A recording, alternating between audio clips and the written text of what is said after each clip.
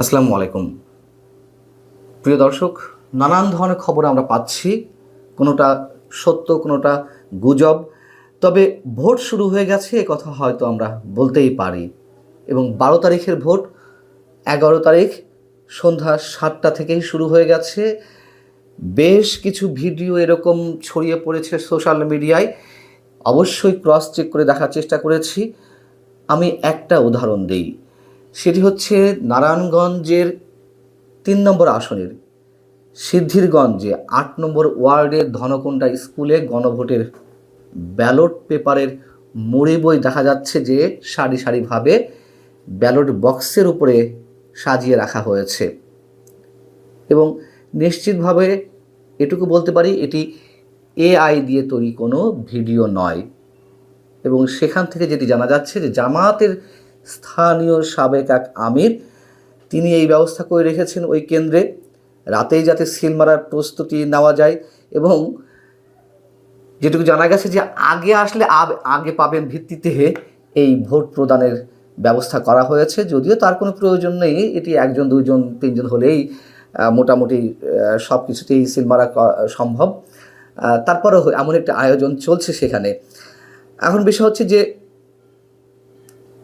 যদি কেউ বলেন যে এটি আগের কোনো ভিডিও 2018 বা 2014 আওয়ামী লীগ আমলের যে ফার্স্ট ভোটগুলো হয়েছে বা আগে থেকে শুরু হয়েছে, নিশ্চয়ই এটি বলার কোনো সুযোগ নেই। তারপর এখানে স্পষ্ট দেখা যাচ্ছে গোলাপি রঙের গণভোটের ব্যালট পেপার।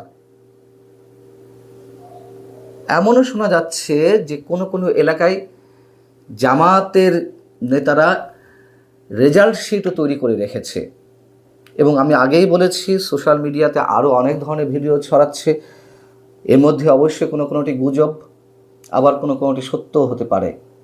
তবে সিল মারার প্রক্রিয়া যে শুরু হয়েছে কোথাও কোথাও, এটি চরম বাস্তবতা।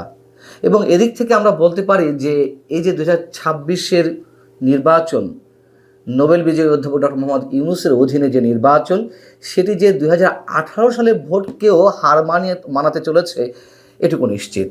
তার কারণ 2018 সালের যেই নির্বাচনটি ছিল, সেই নির্বাচনের নির্ধারিত দিনের আগের রাতে রাত 10টা থেকে বা 9:30 থেকে সিল মারা শুরু হয়েছিল।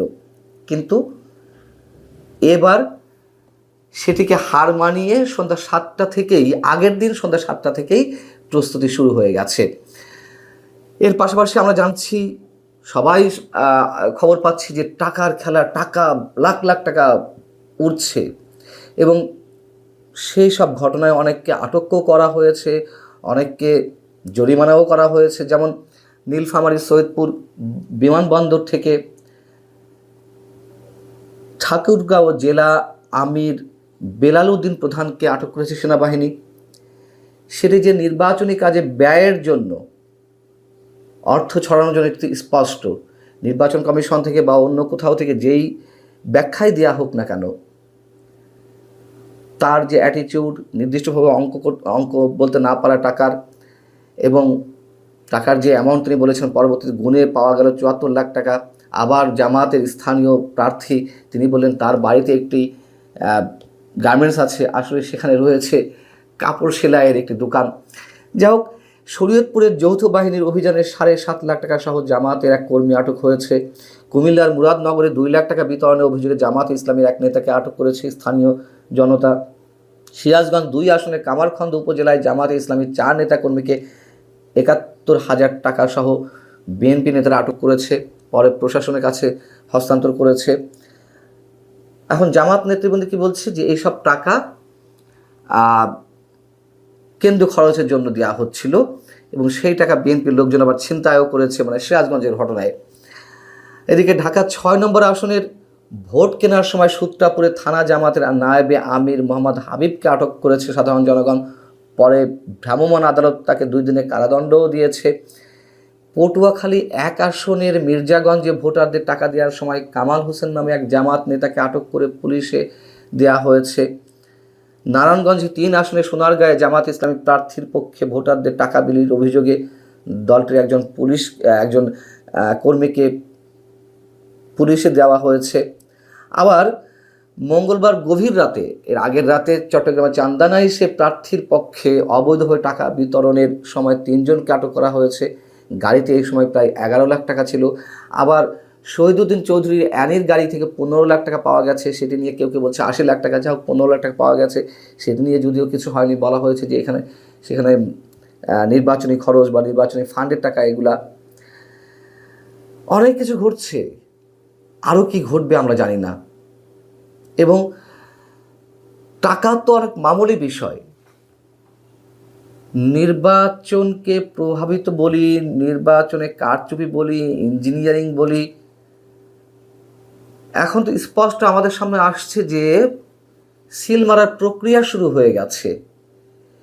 যে ব্যালট পেপার, গণভোটের ব্যালট পেপার হোক আর যেই ব্যালট পেপারই হোক, এগুলো তো নির্বাচনের দিন সকালে যে নির্বাচনী প্রক্রিয়া শুরু হবে তার খানিক আগে বাদে তো এগুলো পাওয়ার কথা নয়। এগুলো তো সিলগালা করা থাকে। সেই ব্যালট পেপার কেন নির্বাচনের আগের দিন সন্ধ্যা 7টায় এভাবে ভিডিও চিত্রে ধরা পড়ে সবার কাছে? কি হতে যাচ্ছে, কি হবে?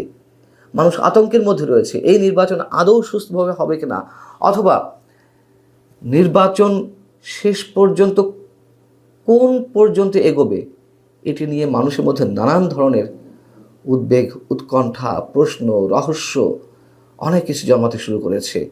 এই নাকি ঐতিহাসিক নির্বাচন? ভালো থাকুন সবাই। দর্শক, সম্পূর্ণ ভিডিওটি দেখলেন, আশা করি বিষয়টি বুঝতে পেরেছেন। এই নিয়ে আপনার গুরুত্বপূর্ণ মন্তব্যটি অবশ্যই কমেন্ট বক্সে জানিয়ে দিবেন। ধন্যবাদ।